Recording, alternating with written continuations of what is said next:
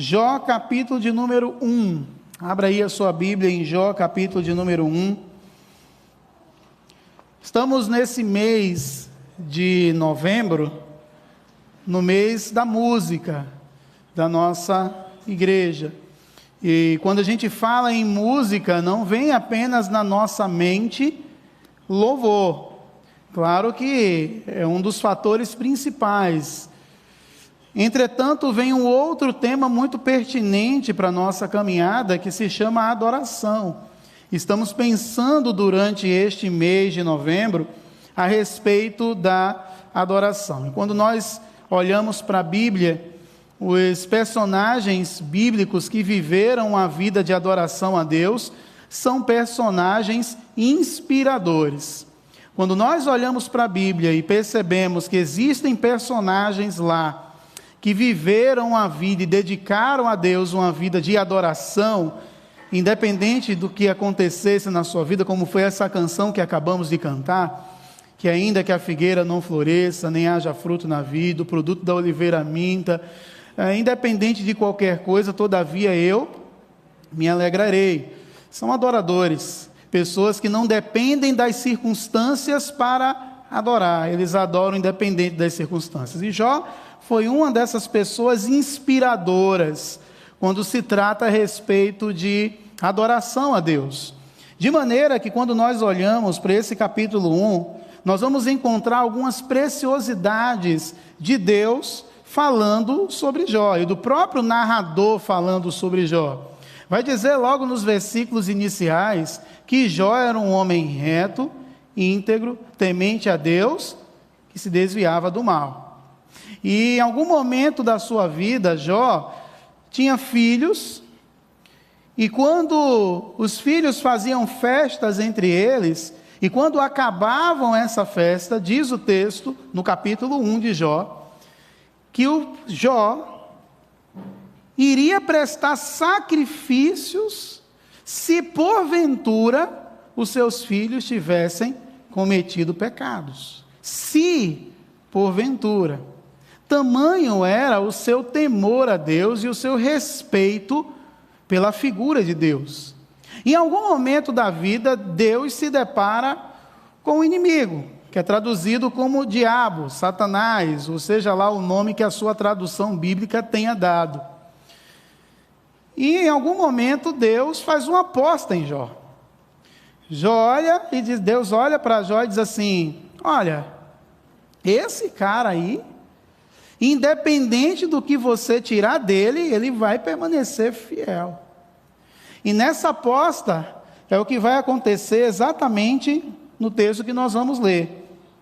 Versículo de número 13, Jó capítulo 1, versículo de número 13, vai dizer assim: certo dia, quando os filhos e filhas de Jó comiam e bebiam vinho na casa do irmão mais velho, um mensageiro foi até Jó e lhe disse: os bois estavam lavrando e as jumentas pastavam perto deles.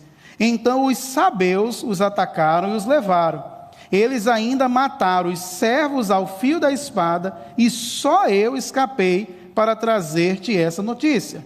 Enquanto o mensageiro ainda falava, veio outro e disse: fogo de Deus caiu do céu, queimou as ovelhas e os servos e os consumiu. Só eu escapei para lhe trazer-te essa notícia. Enquanto ele ainda falava, veio outro e disse: os caldeus dividiram-se em 3 grupos, atacaram os camelos e os levaram, e ainda mataram os seus servos a fio da espada. Só eu escapei para trazer-te essa notícia. Enquanto ele ainda falava, veio outro e disse: teus filhos e tuas filhas estavam comendo e bebendo vinho na casa do irmão mais velho. Veio um forte vento do deserto, atingiu os 4 cantos da casa, que caiu sobre os jovens, e eles morreram. Só eu escapei para trazer-te essa notícia. Então Jó se levantou, rasgou o manto, rapou a cabeça, prostrou-se no chão, adorou e orou: eu saí nu do ventre de minha mãe, e nu voltarei para lá. O Senhor me deu, o Senhor tomou. Bendito seja o nome do Senhor. Em tudo isso, Jó não pecou, nem culpou a Deus por coisa alguma. Que Deus nos abençoe com a compreensão desse texto. Minha oração é que o Espírito Santo continue falando ao seu coração. Existem 2 livros que todos os anos eu leio ele. Se tornou uma rotina na minha vida. Todos os anos, quando inicia o ano, eu pego esses 2 livros e vou ler, e vou reler, e vou folhear. Até algumas páginas já devem ter caído, de tanto que eu leio esses 2 livros todos os anos. De Harold Kushner, são 2 livros. Um deles é Quando Tudo Não É o Bastante. Ele é um judeu que vai fazer uma explanação do livro de Eclesiastes sobre o sentido da vida. Porque é que muitas coisas que a gente tem, a gente não está satisfeito com nada, porque quanto mais a gente tem, mais a gente quer. Esse é um deles. O outro eu revisitei essa semana, que é Quando Coisas Ruins Acontecem a Pessoas Boas. Esse texto é um dos mais brilhantes textos. E ao longo da narrativa desse texto, Harold Kushner vai contar a sua própria história. E ele tinha um filho, e esse filho nasceu com a doença. Eu não sei se vocês aqui já assistiram aquele filme, O Curioso Caso de Benjamin Franklin. Vocês assistiram?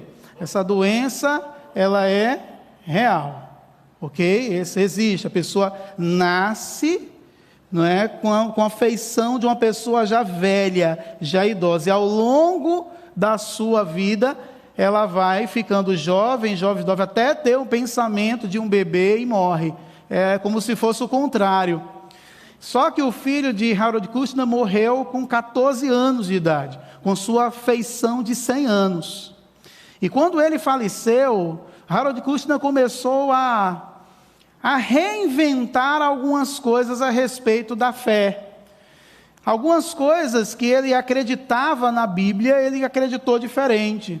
Algumas coisas que aconteceram na vida dele ao longo do seu ministério, aquilo que ele pregava, aquilo que ele falava, tudo aquilo foi repensado em algum momento da sua vida. E ele conta essa história, em algum momento ele entrelaça essa história com a vida de Jó. E ele falou uma coisa sobre a vida de Jó, que muitas vezes passa despercebido da vida da gente. Ele vai dizer que Jó não adorou a Deus aqui, nesse momento em que disse que quando Jó recebeu todas essas notícias ruins, ele não adorou a Deus naquele momento. Porque ele diz que adoradores são formados ao longo da nossa relação com Deus. As situações difíceis da vida, elas não nos tornam adoradores, elas evidenciam os adoradores. Não é porque eu estou vivendo um momento terrível na minha vida, que ali eu aprendo a adorar. Não, a minha vida de adoração é uma construção. E diz o texto aqui que Jó adorou, mas Harold Kushner vai dizer assim, olha, ali foi apenas ele evidenciando a sua adoração. Porque a adoração a Deus é um processo. Não é um acontecimento, não é um evento, não é um momento, mas é construído na nossa vida. E quando a gente olha para a vida de Jó, de tudo aquilo que eu falei logo inicialmente, do testemunho que o próprio Deus fala sobre Jó, de como Jó se comportava no seu relacionamento com Deus, tudo isso contribuiu para Jó tomar esta atitude. Jó foi um daqueles homens que viu o chão se abrir. Jó foi daquelas pessoas, daqueles personagens bíblicos que para ele não existia mais o amanhã. Viveu numa sucessão de hojes.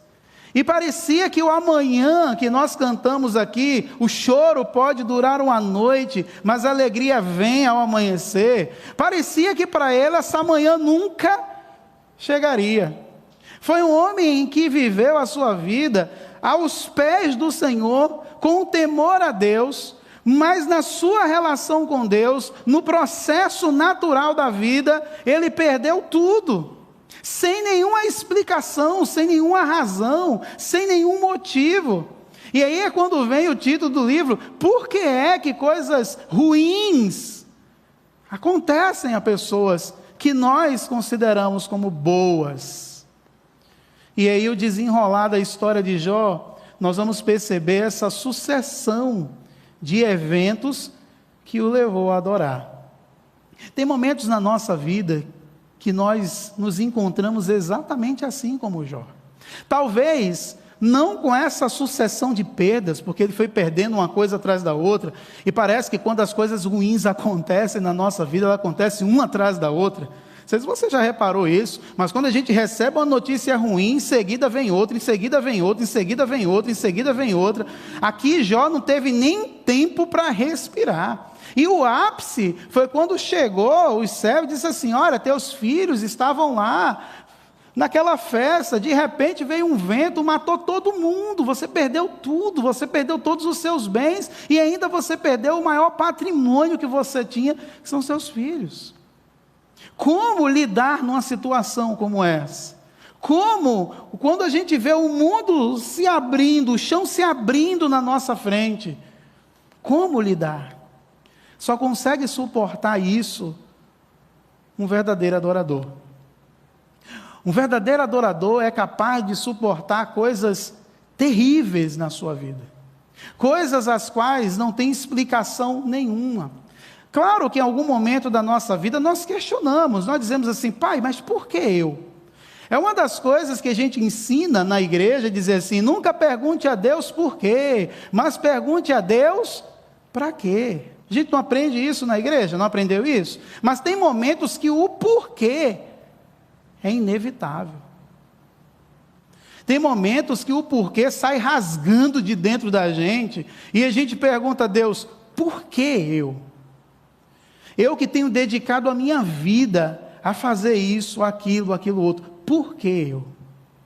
Com certeza, em muitos momentos da nossa vida, já nos questionamos isso. Mas eu queria mostrar à luz desse texto, exatamente algumas marcas de um verdadeiro adorador. Quando nós construímos um relacionamento com Deus, pautado na adoração, o que isso nos proporciona? O que minha vida de adoração, que é uma construção, que é um processo, o que isso proporciona na minha vida? Que marcas isso deixa? E eu queria pontuar algumas coisas muito importantes aqui nesse texto. E a primeira delas é que uma vida de adoração nos mantém íntegros, mesmo em situações adversas. Uma vida de adoração nos mantém íntegros, mesmo em situações adversas. Se você depois ler com calma, do versículo 13 em diante, aquilo que nós lemos, você vai ver que Jó perdeu as coisas, foi perdendo as coisas gradativamente. Ele foi recebendo uma notícia ruim atrás da outra. Mas você viu nos versículos seguintes, diz que Jó se levantou, prostrou-se no chão e adorou. Ele não perdeu a sua integridade. Ele não deixou com que essa sucessão de eventos ruins que aconteceram na vida dele ferisse a sua integridade e aquilo que ele aprendeu a respeito de Deus. E como isso fala conosco hoje? Muitas vezes, essa sucessão de coisas ruins que acontecem na nossa vida fazem um efeito contrário. Na vida de Jó, tudo o que ele passou serviu para que ele se aproximasse de Deus. Se você ler o capítulo 2 desse texto, você vai ver que se estava ruim, ficou pior. Que enquanto ele perdeu as coisas ao seu redor, ele estava tentando entender aquilo que estava acontecendo. Mas aí, mais uma vez o diabo chega perto de Deus e diz assim... E Deus diz assim para ele: você observou o meu servo Jó? Mesmo depois de você ter tirado tudo, ele ainda continuou fiel. E aí o diabo diz assim: olha, pele por pele o homem vai fazer qualquer coisa. E Deus diz: vai lá, só não tira a vida. E diz o texto que o inimigo colocou uma doença em Jó, uma ferida, da ponta da cabeça à ponta dos pés, que ele não conseguia nem se tocar, de maneira que ele pegava cacos de telha para se coçar, e quando ele se coçava, diz alguns textos, inclusive Harold Kushner vai dizer, que quando ele se coçava, pedaços da sua pele caía, de maneira que a mulher olha para ele e diz assim: amaldiçoa o teu Deus e morre. E a resposta de Jó foi a mesma, para dizer assim: a minha integridade, ela ainda vai ser mantida. Para algumas pessoas isso faz um efeito contrário. Quando as pessoas estão passando por momentos difíceis na sua vida, a tendência é elas se afastarem de Deus. Porque vem os questionamentos, e os questionamentos são inevitáveis. Vem os questionamentos: por que eu? Por que eu sou uma pessoa que faço isso, aquilo outro, e ainda sou sujeito a isso? Para nos dizer, meu amado e meu irmão, que a minha vida de integridade não me blinda dos sofrimentos. Escutou bem o que eu disse para você? A minha vida de integridade não me blinda dos sofrimentos, mas me ajuda a atravessar pelo sofrimento. Por que é que muitas pessoas ficam pelo meio do caminho? Por que é que muitas pessoas, quando estão passando por momentos complicados na sua vida, ao invés de se jogar aos pés do Senhor, ao invés de ficar perto de Deus, por que é que muitas pessoas vão embora? Não suportam o sofrimento, porque a sua vida não foi construída uma vida de adoração. Porque a sua vida, em algum momento, disseram para ele assim: você é servo de Deus, não aceite isso na sua vida. Você é servo do Senhor e você está passando por isso, alguma coisa está errado, você está em pecado. Se você é servo do Senhor e está acometido por qualquer outra coisa que fira a sua vida, que te cause dor, é porque você tem algum pecadinho aí, ou você não está sendo fiel a Deus em alguma coisa. Tente ver. Foi esse o discurso que os amigos de Jó disse para eles: você pecou, você errou. E Jó dizendo: não, eu permaneci fiel. Eu não sei o motivo pelo qual Deus permitiu isso, mas eu só sei de uma coisa: Ele tem um propósito. Irmãos, quando nós mantemos a nossa integridade com Deus, nós conseguimos suportar essa sucessão de coisas ruins que nos acontecem, pelo simples fato de acreditarmos que Deus tem um propósito.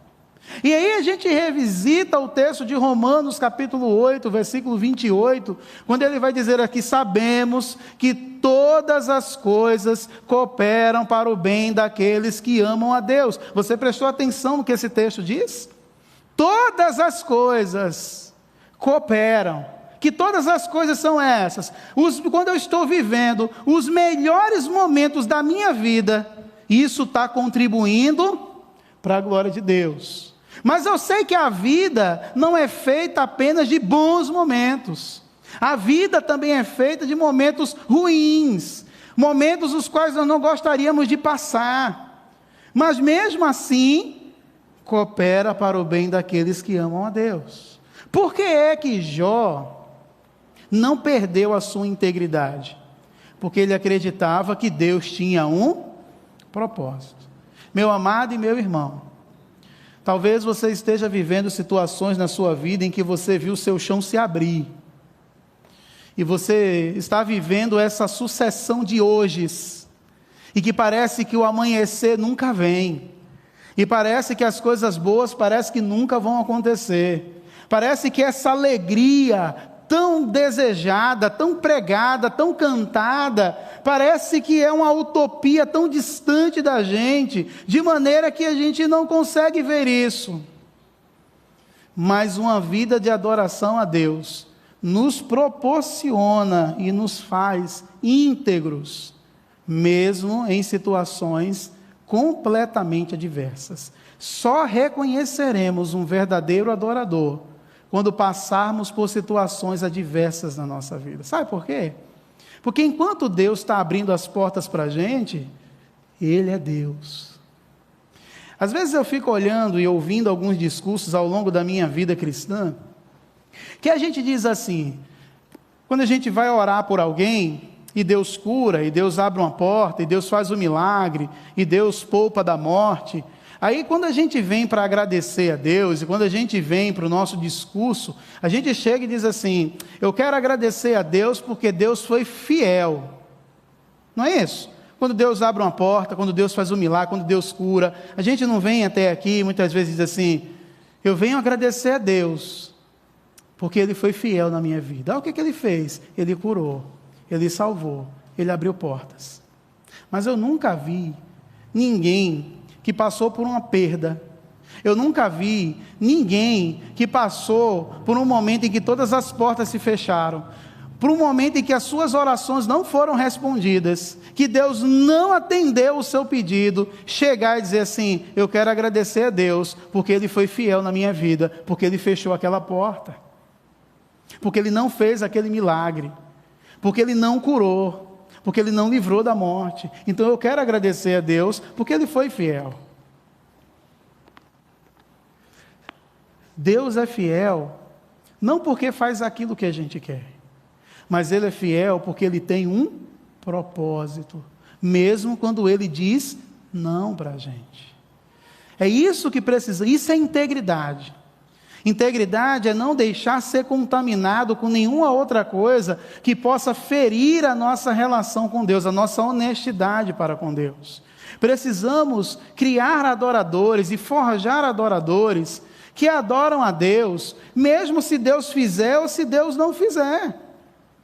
Mesmo se Deus curar ou se Deus não curar, porque Ele vai continuar sendo Deus. Não tem aquele discurso que muitas vezes a gente fala assim: olha, se o Senhor é Deus, me dá um carro.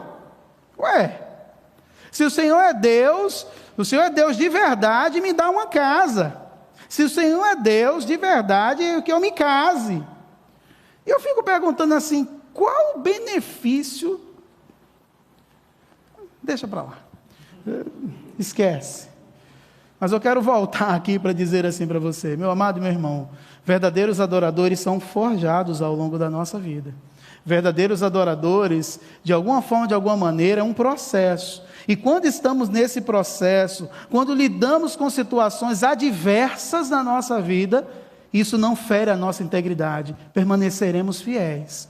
Ficamos tristes? Ficamos. Desanimamos em alguns momentos da nossa vida? Pode, nós somos seres humanos, mas continuamos sendo fiéis a Deus. Isso não fere a nossa integridade. Mas tem uma outra coisa que esse texto aqui, de uma forma brilhante, vai falar para a gente. Quando você vê aqui no versículo de número 21, depois que Jó se prostrou e adorou, ele vai dizer assim, no versículo 21, a primeira frase: e orou. E orou. Irmãos, uma vida de adoração a Deus nos leva ao quebrantamento, ao invés de um endurecimento do coração. Vou repetir, mesmo ficando gravado. Uma vida de adoração a Deus nos leva ao quebrantamento, ao invés do endurecimento do coração.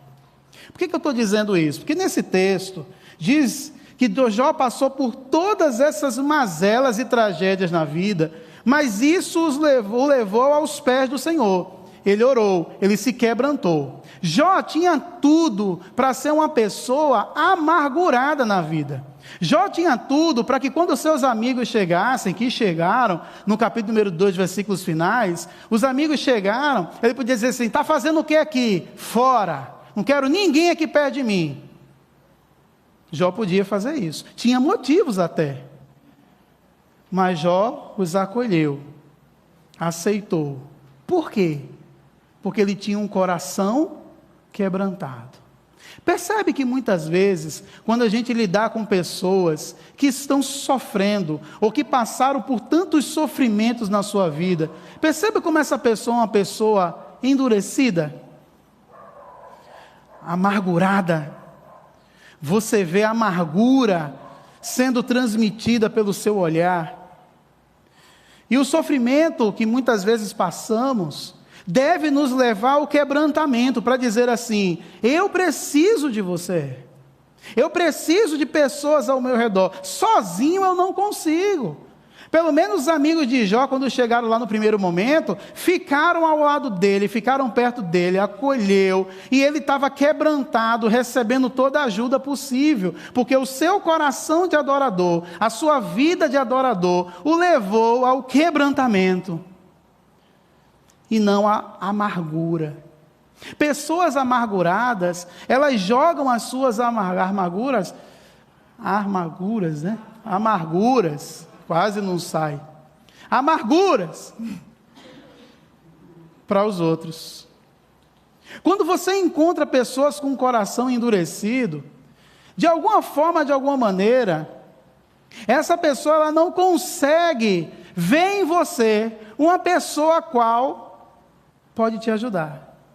Ela vai despejar toda a sua mágoa, ela vai despejar todo o seu ódio, como se você fosse o culpado pelo sofrimento que as pessoas estão passando. Percebe como as pessoas assim, elas querem encontrar um bode expiatório para jogar toda a sua culpa, todo o seu ódio, toda a sua ingratidão, todo o seu coração endurecido. Percebe que pessoas assim não são felizes. E perceba que pessoas assim, onde quer que elas forem, elas não serão felizes. Pastor, isso é praga? Não. Isso é o fluxo natural da vida. Não adianta fugir para lugar nenhum. Quem é amargurado, vai ser amargurado em qualquer lugar que for. E a primeira pessoa que encontrar, ela vai despejar tudo. Se ela não encontrar o pastor, vai ser você, tá? Pode ter certeza, porque vai ser no primeiro. Porque o sofrimento deve nos quebrantar. Sabe por quê? Para mostrar para a gente que nós não somos nada. Por que é que nós passamos por sofrimento, pastor? Para mostrar que nós não somos nada. Mas para mostrar que Deus é tudo. Deus é tudo. Jó, por que é que Jó se lançou e orou? Porque ele reconhecia, olha Deus, eu não tenho forças, mas eu sei que o Senhor é tudo. Tanto é que lá na frente, quando os amigos de Jó vão começar a questionar a vida dele, ele vai dizer, eu sei que o meu Redentor vive. E por fim ele vai se levantar. Mas quando ele se levantar, e mesmo que ele não faça nada, em meus ossos eu verei a Deus. Isso me lembra de uma história do pastor Scheidegger, lá de São Paulo. O pastor Scheidegger estava sofrendo de um câncer, novo, aproximadamente seus 45, 50 anos. De maneira que ele vinha para o púlpito pregar cadeira de rodas, com fraldas geriátricas, porque já não conseguia mais controlar-se em absolutamente nada.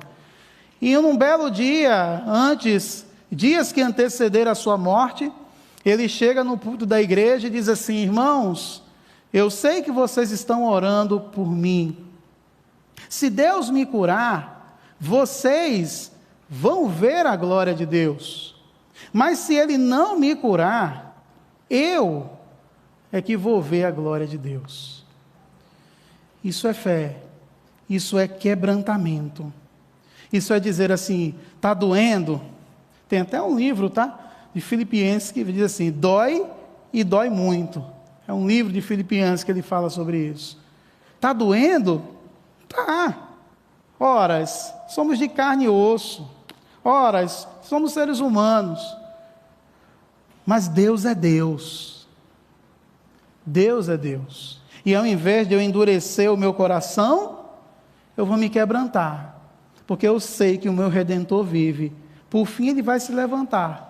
Mas mesmo que ele não se levante, em meus ossos, eu verei a Deus. Isso é uma postura de um verdadeiro adorador. Um adorador, independente das circunstâncias, ele se quebranta. Mas tem uma outra coisa que Jó vai fazer aqui, e que vai nos ensinar outra coisa extraordinária.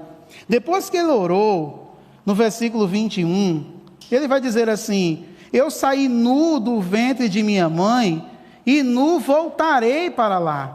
O Senhor deu e o Senhor tomou, bendito seja o nome do Senhor. Como você descreveria uma pessoa dessa? Perdendo tudo, e dizendo assim, olha, nu eu saí do ventre da minha mãe, e nu eu voltarei, o Senhor me deu, o Senhor tomou, bendito seja o nome do Senhor.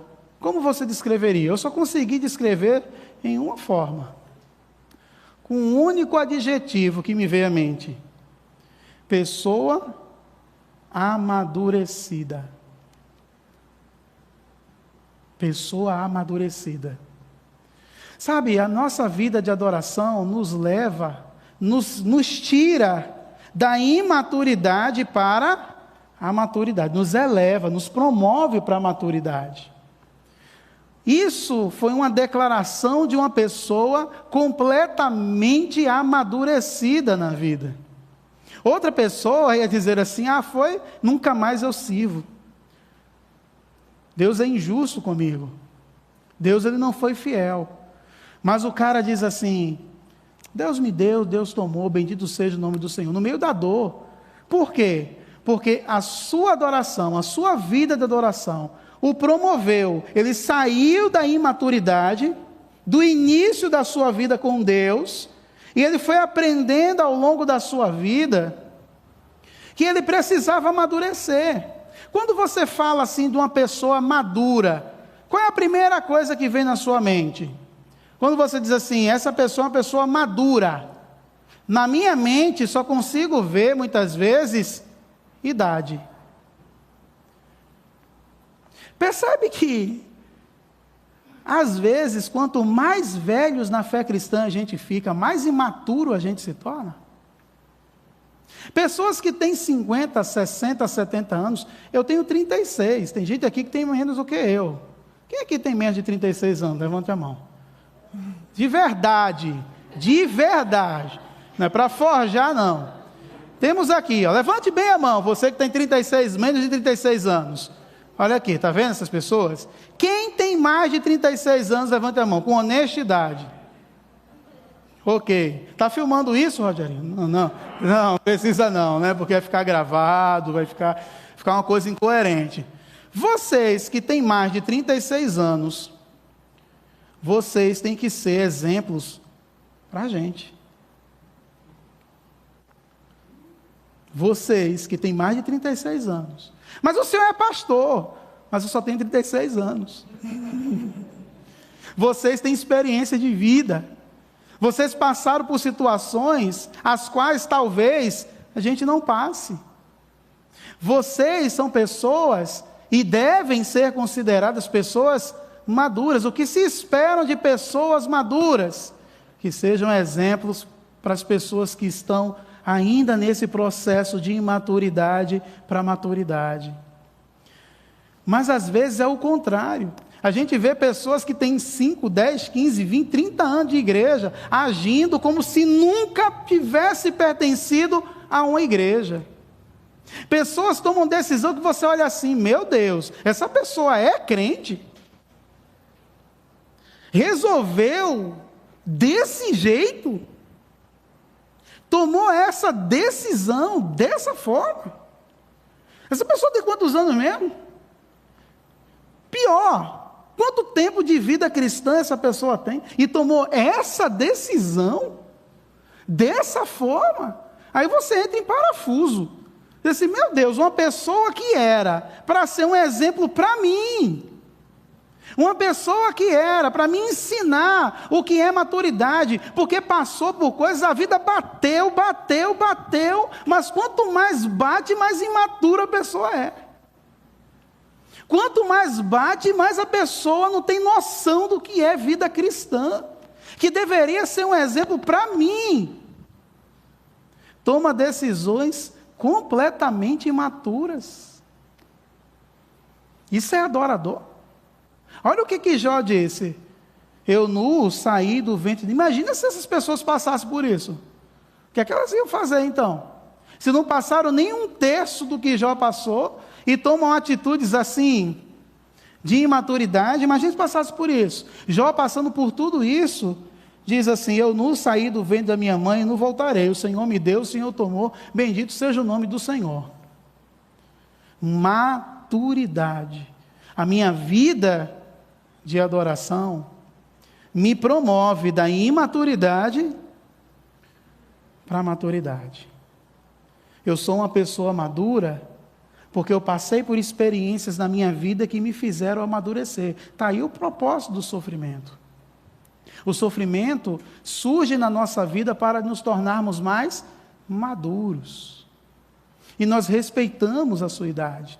Nós respeitamos o seu relacionamento com Deus. Nós respeitamos a história da sua vida. Eu posso ter conhecimento, eu posso ter diploma, eu posso ter lido, 2 milhões de livros na minha vida, eu posso ter um monte de diploma jogado na minha parede, mas nada é maior do que experiência de vida.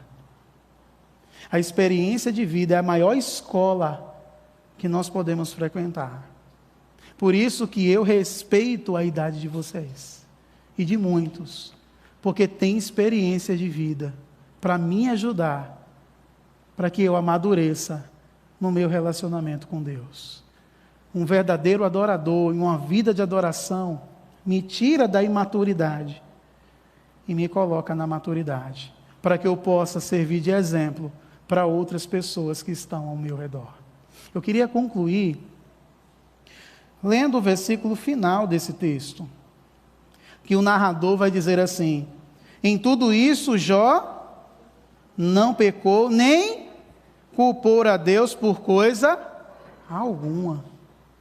Eu queria concluir que uma vida de adoração não atribui nenhuma falta a Deus. Eu queria concluir com isso. Jó, nesse momento, não culpou a Deus por nada. E eu quero que você olhe para mim agora. Você que está em casa, que vai levantar para pegar um cafezinho agora. Saia não. Olhe para mim agora. Em que câmera, Rogerinho? Essa aqui. Ótimo. Deixa eu me ajeitar. Deus não é culpado pelo seu sofrimento. Você escutou isso? Deus não é o culpado pelo seu sofrimento. Simplesmente, Jesus certa vez disse: no mundo tereis aflições, mas tende, porque eu venci o mundo. Jesus está dizendo, o sofrimento faz parte. Não é porque eu sou servo de Deus que eu estou isento dele.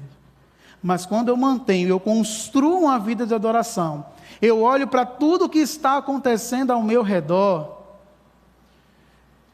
e eu não atribuo nenhuma falta a Deus. Deus não é culpado pela minha dor. Ele sabe que sofremos muito. Ele sabe que passamos por situações as quais fogem do nosso controle. Ele sabe que tem momentos da nossa vida que a gente não quer nem se levantar. Ele sabe que tem momentos da nossa vida que a gente não quer nem viver aquele dia. Porque a gente sabe que vai carregar um monte de fardo, um monte de coisa, um monte de sofrimento. Ele sabe que tem momentos na nossa vida que a gente não quer nem vir à igreja. Ele sabe que tem momentos na nossa vida os quais parece que o mundo se abre e o que mais a gente quer é se jogar lá e parece que enterrar a nossa cabeça no chão e esperar o sofrimento passar para a gente retomar a nossa vida. Ele sabe que tem momentos angustiantes, mas ele não é culpado pela sua dor. Ele não é culpado pelo seu sofrimento. Se ele não é culpado pelo seu sofrimento, os irmãos, irmãs e amigos também não são culpados pelo seu sofrimento. Eles acontecem. Fala muito mais para a gente do que para os outros. Deus quer trabalhar muito mais em nós do que nas pessoas que estão ao nosso redor. Aprenda com o sofrimento. Deus quer falar algo com você através disso. Deus quer forjar um caráter de verdadeiro adorador em você. Deus quer trabalhar na sua vida, quer mudar a sua história, quer que você aprenda com isso, quer que você amadureça, quer que você cresça, quer que você seja uma referência para outras pessoas, quer que você olhe para as circunstâncias, e as circunstâncias da vida não vão determinar que tipo de adorador você vai ser, porque você já construiu isso aos pés do Senhor. Uma vida de adoração me ajuda a entender que, além de tudo cooperar para o meu bem, Deus não é culpado pelo meu sofrimento. Que Deus te abençoe. Eu queria convidar você a orar. Nós vamos cantar, Mas eu queria convidar você a colocar a sua vida no altar do Senhor agora.